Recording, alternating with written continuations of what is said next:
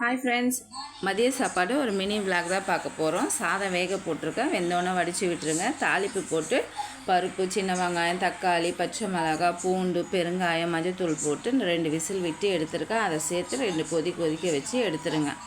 அதுக்கப்புறம் அப்பளத்தை பொரிச்சிட்டு அதுலேயே வெங்காயம், தக்காளி எல்லாம் சேர்த்து தக்காளி தொக்கு ரெடி பண்ணிவிடுங்க. ரொம்ப சிம்பிளாக முடிஞ்சிடும். டேஸ்ட் தக்காளி சாதம் செம்மையாக இருந்தது.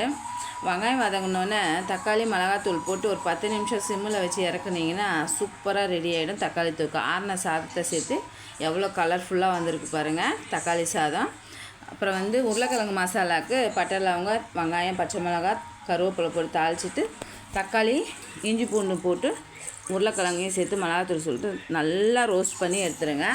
வெறும் மிளகாத்தூள், உப்பு போட்டு நல்லா ரோஸ்ட் பண்ணி சூப்பராக எடுத்துருங்க. ரசம் வச்சுருக்கேன். இந்த வீடியோ பிடிச்சிருந்தா லைக் பண்ணி ஷேர் பண்ணுங்கள்.